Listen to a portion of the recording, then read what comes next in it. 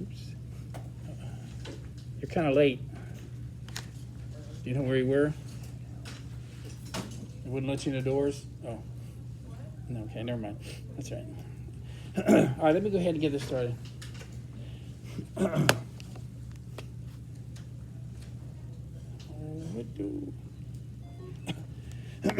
Anyway, so if we take a look at next week, kind of an unusual week. We have a test on Monday, and then we have, I don't see you on Tuesday, I never see you on Tuesday. And then Wednesday morning, you'll actually take the PSAT. Everybody got that? So that's what you do pretty much all morning. But what's happening in my room is they're gonna have a career day, and we'll have some people in Miss Found's room, some in my room. And a lot of times I get like the engineers, and so when you're a senior, they actually, I don't know if they're still doing the interview thing, but they used to have them dress up, and they would have people come in and actually interview them for a job. And they'd have to do that, maybe 2 different people or 3 people, and they'd ask them the same kind of questions as if they were gonna hire them, and it's really pretty neat. And they dress up, and then they come and to a career day, and I might have 6 people here or 5, and they'll each tell their story, who I am, what I do, how I became an engineer, what school I went to, and then the seniors get to ask some questions about that too. So it's pretty neat.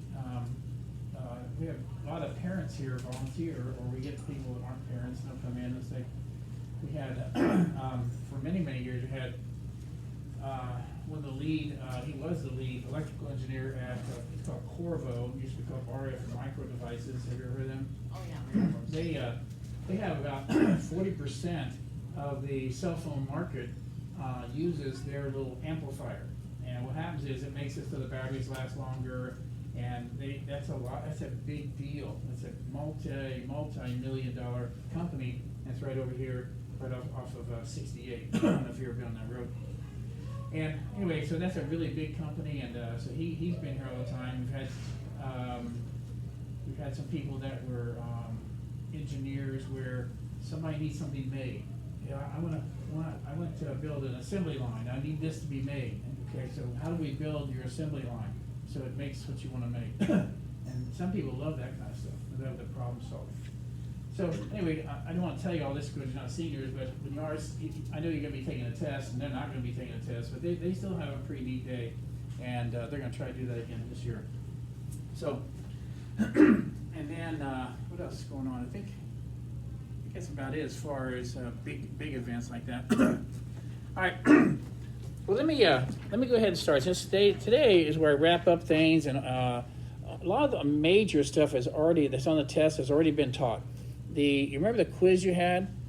If you'll take that home and study that quiz and said, there are going to be questions just like that on the test. You get that? I said, I got that. We went over it. I know what I'm doing. And so what happened? So I went to the wrong class. What, huh? I went to the wrong class. Oh. Where, in another city? Oh, just kidding. How long did it take you before you knew you were in the wrong class? What? I had to go get my stuff and then. Okay. All right. You ready? Hey, I'll give you, here's a piece of, over there on that table. Will, can you go get that paper? So anyway, study that. And then after that, we did, remember sig figs? So there's going to be a section on sig figs. And remember how you do calculation with the sig figs? We reviewed that also. Remember if you multiply or divide, what do you do? Round to the, do you remember that? Round to the least number of sig figs. What if you add or subtract? Least number of decimals. Remember that? Okay, so you haven't been quizzed on that yet, but we did that. And then we, here, let's do this next part. We talked about the difference between accuracy and precision. And even though they like to show bullseyes in science books, we never really do bullseyes in a science class. And so here's what they're really talking about. There's your darts. And your average dart had this value here. How accurate was your average dart? They said, well, I can't do accuracy unless you give me the bullseye. And again, they don't call it bullseye in science. Can you give me some names that mean the same as what you're supposed to get? What's another name? Another name for what you're supposed to get? Yes. Known. The known. Another one? The true value. Everybody in here should know these. Standard. Accepted value. You get that? I wish somebody would have told me, hey, that means the same thing. Because one book would say, blah, blah, blah, accepted value. Another book said true value. Ooh, I thought that was something different. They're all the same. And so if you want to know how accurate something is, how do we mathematically figure out how accurate something is? How do you do that? What's the equation you're going to have to memorize? It's not that big. It's not that big a deal. What's the equation you have to memorize? What's it called? Percent error, right? And what is that again? The experimental value. That's what you got when you did your experiment, right? Minus the what? Accepted value divided by the bullseye, same thing, times 100. And remember, the times 100 just moves the decimal over, so that instead of getting 0.80, you get 80%. Now, 80% error is a lot. I hope you don't get that. All right. Is everybody okay on that? And by the way, on this sheet here, I got this from another book, but it has the 2 Q words. It tells about sig figs. Again, if you want to read some more, it even has the percent error equation on there. So now, today, what I'm going to do is, in your book, the last 2 pages, I'm just kind of wrapping up the chapter. Here it is. They have, excuse me, they have this word here, and this is not a major part of the test. It's not. That's why I'm doing a lot of the minor stuff right now. The last day is just for leftovers, okay? And they have this thing called density, and you probably had something like this in middle school. Did you have some density equals mass divided by volume? Okay, so you probably did something like that. Another way of thinking about that is you could call density compactness of matter. How compact? How much matter can you put into a space? And so, oh, you know what? I just forgot something. We also spent time yesterday on the temperature scale. I'm sorry, that's my fault. Let me get that out. Just a review. All right, ready. There are 3 scales you probably need to know about: Fahrenheit, Celsius, and Kelvin. And we're about the only people in the world that care about Fahrenheit. And the rest of the world and the scientific world here, they all use Celsius. And then if you ever want to put something in an equation and use mathematics, then you need to change it to Kelvin, because there are no negative temperatures in Kelvin. All right, let's see if you, first of all, let's see if you can remember the equations without looking. So let's say, here's a sheet I gave you today. That's all. Let's do that. Can you remember without looking how to convert Fahrenheit to Celsius without looking? Fahrenheit minus 32 times 5. Okay, first thing you do, subtract 32, 5/9. Yeah, and that'll give you that. So that's the equation that if I give you Fahrenheit, you go to Celsius. All right? Now the other one's completely backwards, isn't it? So let's see if you memorize that without studying. Everything's backwards. Just try it. 9/5 plus 3. Wait, don't say it out loud though. Sorry. See if you can write it without looking. Everything's completely different.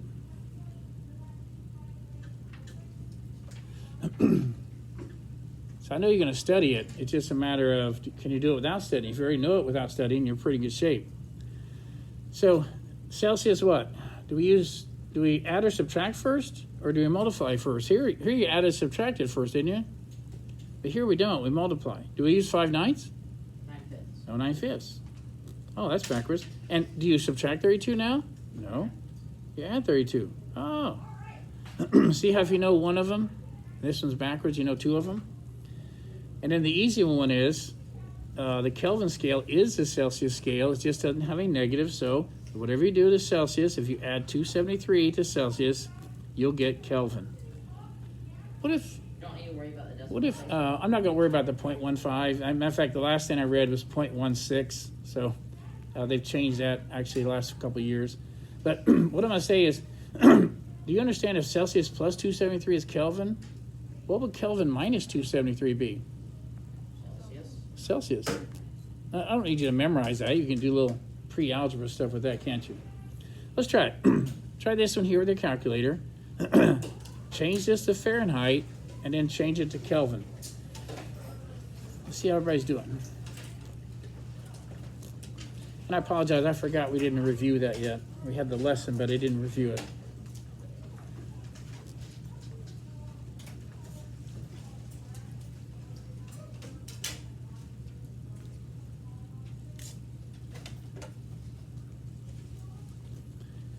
had somebody that stayed at school yesterday for a little extra help, and I noticed that she would only get some of the problems right and some wrong, and I was trying to figure out what it was.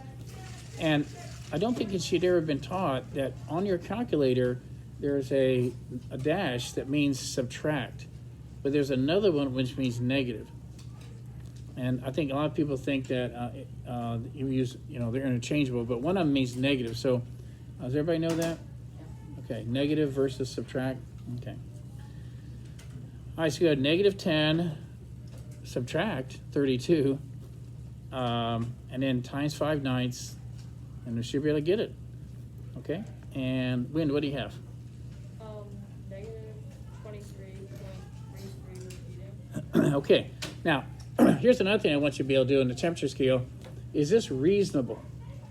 And here's what we do know. We do know that water boils at 212 Fahrenheit, which is 100 Celsius, all right? What about freezing water? 32 Fahrenheit. What is it? 0 Celsius. 0 Celsius. We should know those. How about body temperature? 98.6 Fahrenheit, and the rest of the world knows. What's the rest of the world know their body temperature is at? 37. And we also know that negative 40 Celsius is also negative 40 Fahrenheit. That's my markers. So is this a reasonable answer? We're not down to minus 40, but that's reasonable. I think you did it right. Now, let's go ahead and go to Kelvin now, and let's see who did that one. Andrew, do you have this one? What's going on? Calculator not work? Let's try it, okay? What you don't want to do is wait till the test and say, I thought I could do these. No, you want to try them. You want to try them. Let's see. Olivia, do you have this one? Yes, I had 249. Say it again. 249.7 or 6 repeating. I didn't know. Okay, that's all right. You can round to 7. You can do that. And that makes sense too, because if you add 273 to negative 23, it's going to be something like that. That seems reasonable to me. All right, let's do the next one. 0 Kelvin, called absolute zero. What is that in Celsius? -2, sorry. Wait, sorry. I know you want to say it out loud, but I want everybody to try it. Okay. Sorry. I like your enthusiasm, but I want everybody to try it so that they...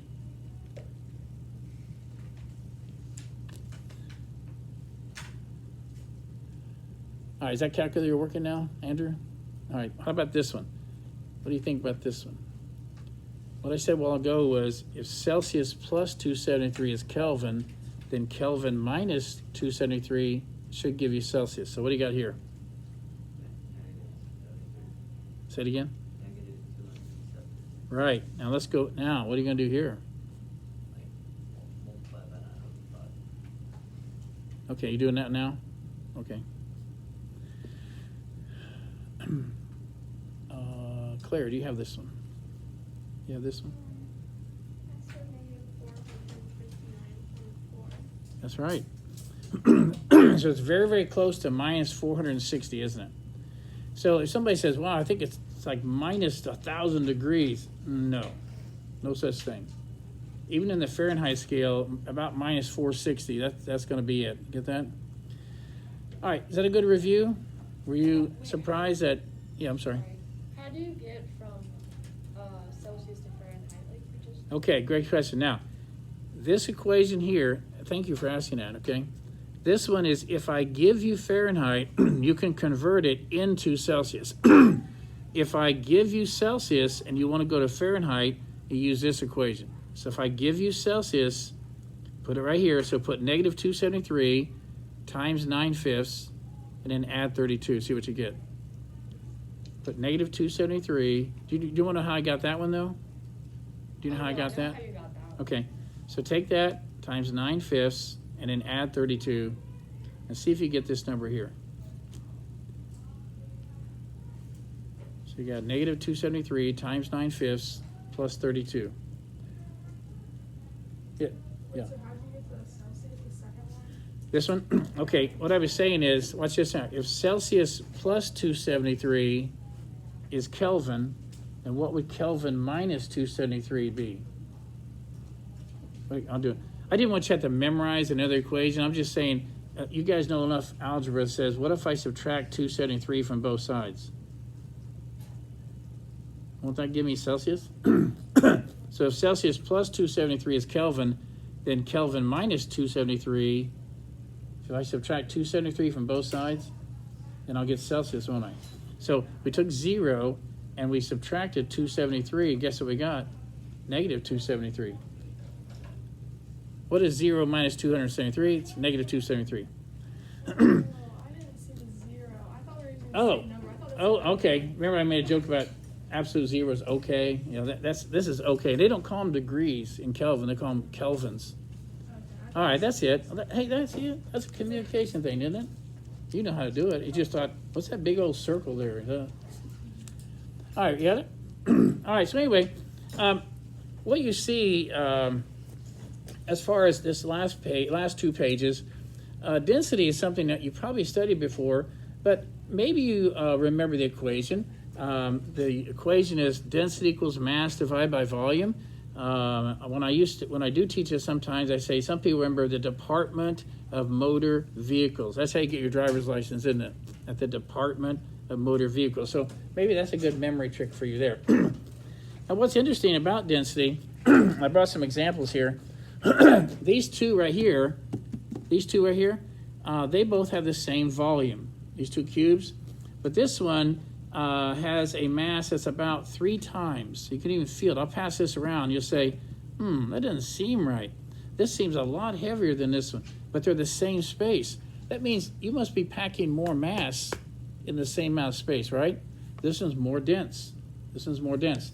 So when you get to touch these, you'll feel that they're actually the same volume, but one of them has more mass in it, all right? Now, another way you can think of density, here's a whole set of them. Here's a whole set of them. Now, the company who made this, every one of these has the same mass. Look at this. Every one of them has, it's about 70 grams, something like that. Here's 70 grams of aluminum. Now, no matter what you do, you can't make 70 grams of aluminum take up less space. I can squash this, but it'll just get wider. But I can't make the volume smaller. Solids are non-compressible, remember that? Okay, here's 70 grams of lead. See the difference?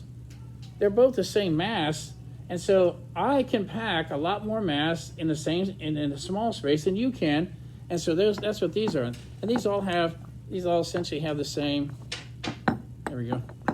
Yeah, they all have the same mass, but they take up different amounts of space, don't they? So density is kind of like compactness, like that. Now, what does that have to do with this chapter? Well, you're going to find out when they did the metric system, they made everything to be simple.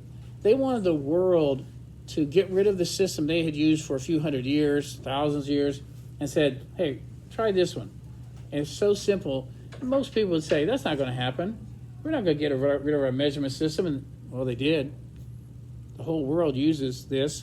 As a matter of fact, I'm going to see one of the questions on the test will tell me whether or not you've read the chapter or not. I'll come back to way back to one of these pages, okay? Okay, look right here. On this page right here, it talks about the metric system, and it says that they don't call it the metric system. They've actually modernized it, and it's called we call it the international system, but everybody else says it's the System International. And that's called SI. SI is the modern day metric system. And there's some dark print words right there. It says international system, doesn't it? So if you haven't been reading this, that would be a question I might put on there just to see if you're reading the book. Now, when we get down here to density, when they were doing this, it was kind of neat. They took the meter stick and said, that could be good for measuring distances and things like that. What if you want to measure volume? So, I don't know. What are you going to do? And they did something pretty neat. They took a stick and they said, well, if I make a box this long and this wide and this tall, no one will ever use it. It'd be too heavy, wouldn't it? So the next choice they had was not half a meter, not a third of a meter, because that wasn't powers of 10, was it? What's smaller than a meter by a power of 10? A tenth of a meter. That's what they did. It's a decimeter. They made this box from this stick. Nobody Nobody else in the world had done that with any of their measurement systems. I can give you all the 12-inch rulers you want, but you can't make a gallon from it. They didn't try to do that. So they said, we're going to take 1/10 of a meter and make this box. 1/10 of a meter, 1/10 of a meter, 1/10 of a meter. And that's where this box came from. That was simple, wasn't it? Now, what else they did? They said, if you fill this with water, oh, thanks. We're going to make that. They could have called it a gram, but if you were dealing with little things like gold, nobody likes to say 0.0001 gram. They won't do that. So they said, we'll call this a kilogram. If you fill this with water, it's a liter of water in volume, but if you fill it with water, it's going to have a mass of 1 kilogram. See how they did this? That was pretty smart. And so right here, I do want you to know that a liter of water is about a kilogram. Does everybody know that a kilogram is about 2.2 pounds? Does everybody know that? So anyway, take a look at this. If I had a liter of water, on purpose, the mass is a kilogram. And a kilogram is the same as 1,000 grams. So the mass of a liter of water, fill this with water, and it has a mass of 1,000 grams. What is the volume? It's equal to a liter, also known as 1,000 milliliters. Wait a minute. What's a milliliter? It's the same as a cubic centimeter. And so this thing right here has if you fill it with water, has a mass of 1,000 grams and a volume of 1,000 cubic centimeters. And what's density? It's mass divided by volume. On purpose, they made the density of water what number? 1. They wanted everything to be simple. So what if you had a mass, what if you have a density like this guy? This guy has a density of about close to 10. What does that mean? It means I'm 10 times more dense than water, because water was 1. This has a density of around, 2.5. It says I'm about 2.5 times more dense than water, because water was 1. They wanted everything to be simple. See if you can answer this question here. If I had a liter of water and I had a liter of gold, first of all, I had a liter of gold, it's possible I would stop teaching. No, I like teaching, but if I had this much gold, you understand how that's a lot of gold. See that?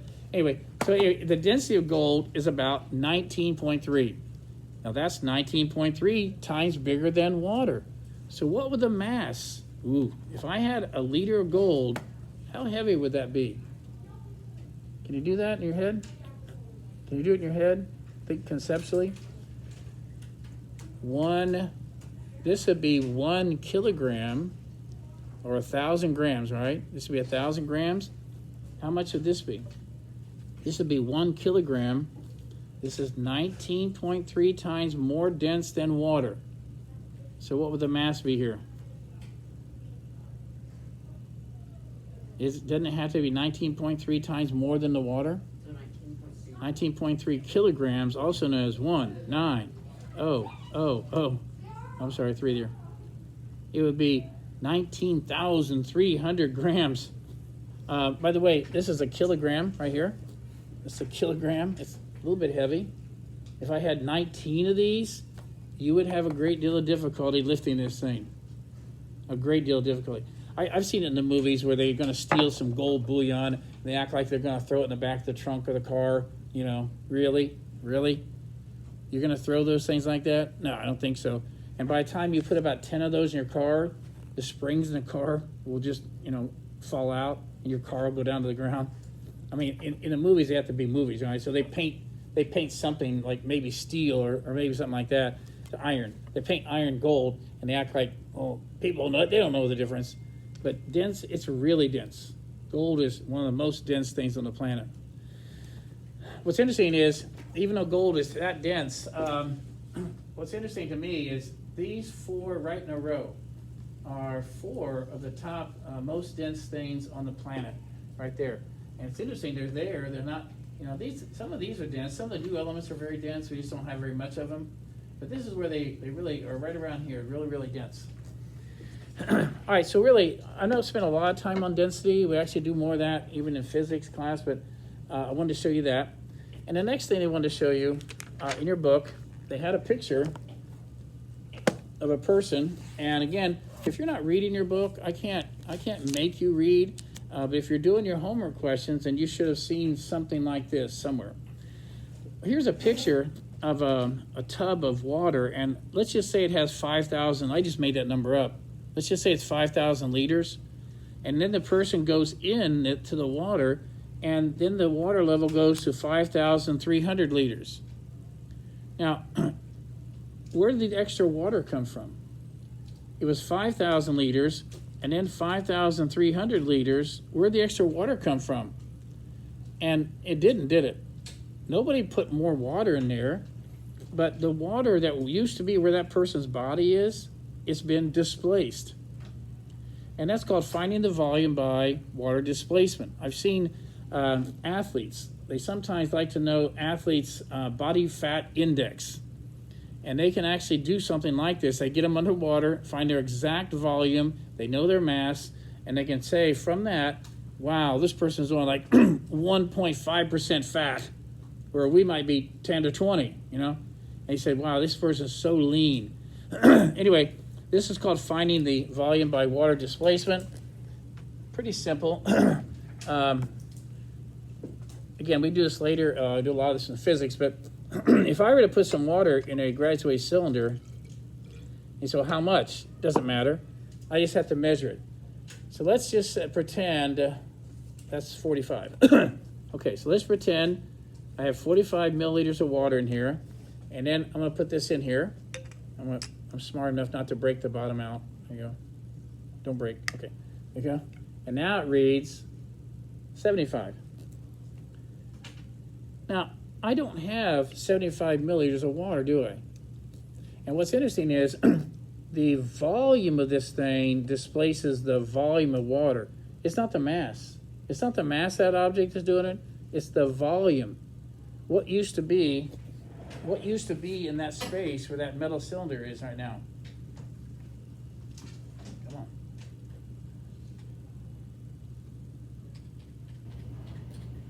on. Okay, so what used to be in that space? Water. And where is it? It got displaced. So if you read that last 2 pages, it talks about density, and it talks a little bit about water displacement. You get that? Again, that's very minor. I don't have very many questions at all on that.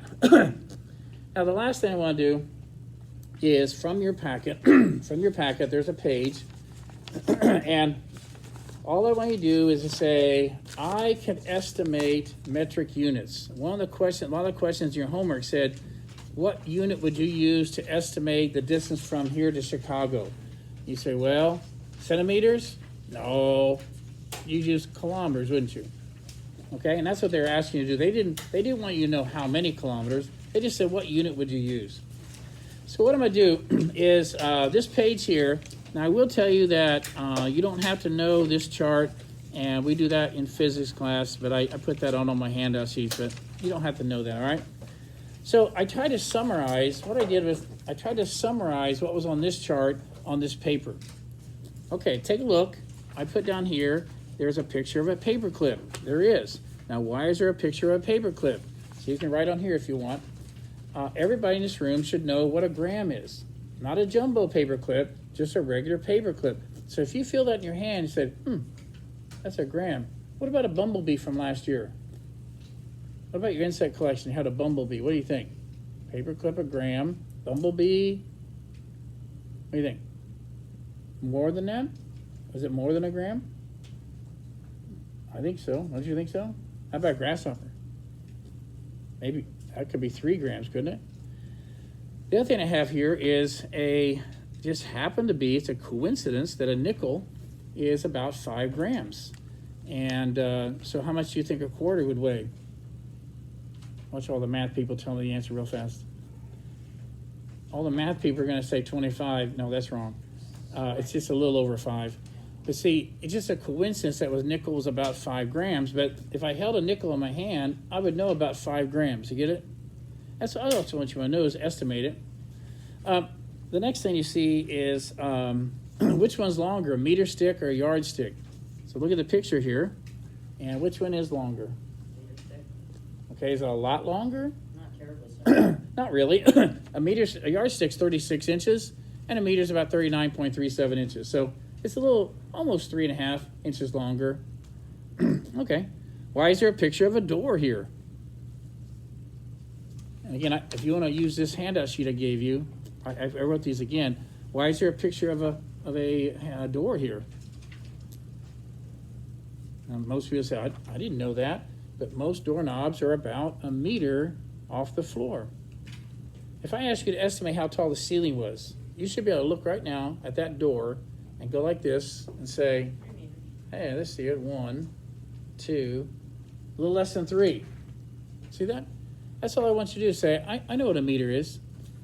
I got it. Okay, next. There's a picture of, they don't have a picture of a hand, but I can show you that a decimeter is 1/10 of a meter. And by the way, this is a decimeter. And so all of you have a decimeter probably about here, you know. You have a decimeter probably about here for a lot of you. And that's a decimeter. Okay, I know what a decimeter is. A lot of you have, my fingers are bigger than most of yours, but you should get a ruler one day and say, what's a centimeter? And my centimeter is way over here, and some of your centimeters are way here. You should find out what part of your little finger is a centimeter. But don't go around and saying, I don't know what a centimeter is. You can't do that. You live in the world. You really do. So you should know what a centimeter is. And then they talk about a dime. Why is there a dime in here? Well, the thickness of a dime is about a millimeter. Okay, let's try it. Millimeter. Everybody get millimeter? Centimeter? Decimeter? All right? Meter? Got that? I always hate it, and we have a lab, and next time we do a lab, it has to do with measurement, and I'll give you a ruler like this, and I hate it. I hope, please don't do this, but don't tell me which side is metric. If you do, I'll say, let me see your little finger. Because there's no way that could be a centimeter, is it? Nobody's little finger is that thick. See? Don't use, when you pick it up, said, don't say it, said, I know which size metric, get it? People always play dumb, you know. Oh, which size metric? Really? Let me see that little finger. Okay. All right. Now we go up here, and we find that, how about a mile and a kilometer? If you go to Italy, and now you'll get on a bus, well, how far is it? Oh, it's about 100 kilometers. Oh, what? How far is that? Okay, let's see if we can know that. If I were to draw a mile, and I draw it a kilometer is small compared to a mile. And a kilometer is about a little over half a mile. So if you could tell me how far a mile was, give me a little more than half, and that's a kilometer. You got that? Yeah. That means there's always more kilometers than there are miles, because they're smaller. Now, if you like kind of this stuff, little trivia stuff, I use the fraction 3/5 and 5/3. So, for example, if you were going at 60 miles per hour, how many kilometers per hour would that be? Wait, there's always more kilometers than there are miles, so I need to use this, don't I? What's 60 times 5/3? 20 times 5, 100. Ooh, that's my little marker. My marker is 60 miles per hour is 100 kilometers per hour. See, that's pretty easy, isn't it? So if you were to go somewhere in Italy and they said it's 100 kilometers, you said, oh, that's 60 miles. That should take a little over an hour to get there. Okay, got it? The next one they use, this is a very minor, this is for area. I thought it was pretty neat. We have a thing called an acre. The whole world does not care about acres, but they do use either square kilometers or they use these. This is called a hectare. Now, a hectare, what I like about that is it's a hectometer long. See? Hectare, hectometer. It's a hectometer long and a hectometer wide. That's how big it is. So if I took this stick and I went 100 meters that way and 100 meters 6 that way, I get it. I know what a hectare is. It's about 2.5 acres, but that's what a hectare is. And the last thing I want to do, and I'll be done today, is I do want you to know the liter. So I do want you to know the liter, but I'm not asking you to memorize all this. I'm going to show you that if you've been doing what I ask you to do, you don't have to memorize it. You just have to know your powers of 10. We spent a lot of time on that, didn't we? All right, so watch.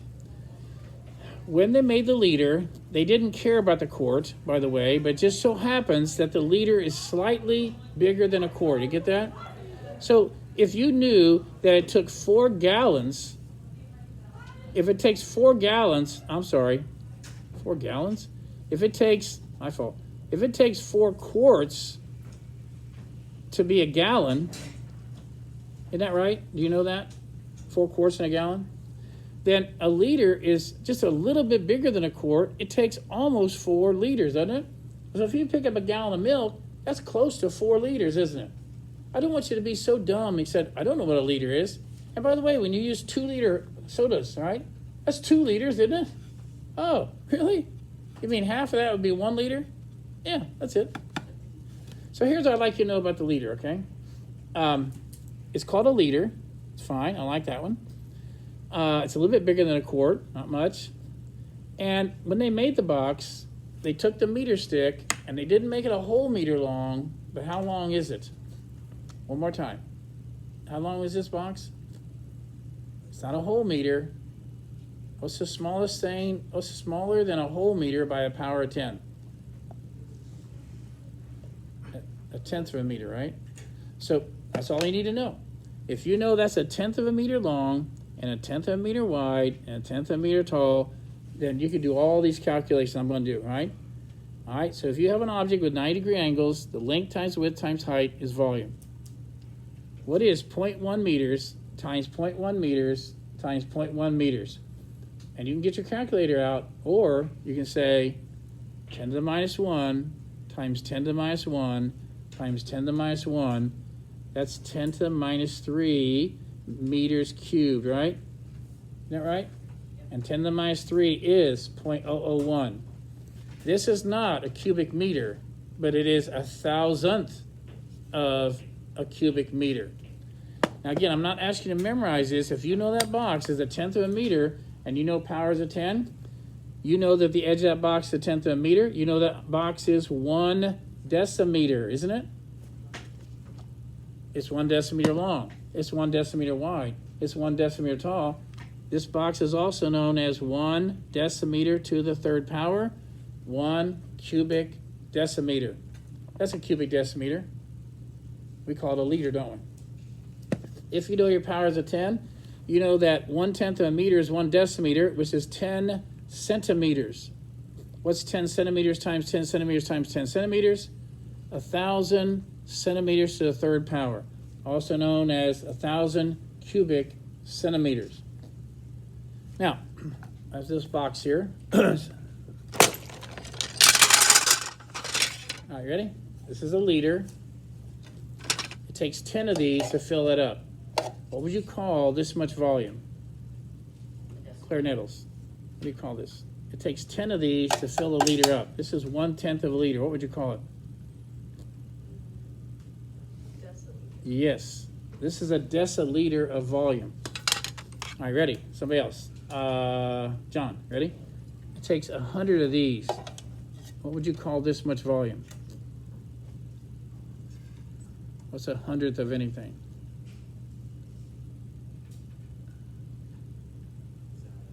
Centi. Centa what? Centiliter. 100th of this stick is a centimeter. 100th of this box is a centiliter. This is called a centiliter. Okay? Now watch this one. Ready? Let's see. Victoria, ready? It takes 1,000 of those to fill that box. What would be a good name for 1,000th of a liter? Milliliter. See that? So this box is 1,000 milliliters. Well, wait, you said it was 1,000 cubic centimeters. That's right. So guess what? A cubic centimeter is a milliliter, isn't it? This is a cubic centimeter, isn't it? It's also a milliliter. They're both volume, aren't they? A cubic centimeter is a milliliter. Now, a while ago, when the medical community said we're going metric, That was before they even had computers that people use, and they had people type things. So they would type things out, like prescriptions or something like that. And if you know anything about typing, what the last thing you want to do was put CM, stop, roll the carriage up, put the 3 up there, it would slow you down, wouldn't it? So what did they do? They made their own abbreviation for cubic centimeters. So if you watch medical shows and they said, give him 10 cc's of something, how much is that? 10 cc's would be 10 milliliters, wouldn't it? 10 of these, 10 cubic centimeters. So now that's when you know that cubic centimeter is the same as a cc, is the same as a milliliter. Pretty neat how they did that. And you don't have to spend time with this, but this is 100 millimeters times 100 millimeters times 100 millimeters. You can put it in the calculator, or you can do it the right way. 10 to the second times 10 to the second times 10 to the second. That's 10 to the 6th, isn't it? A million.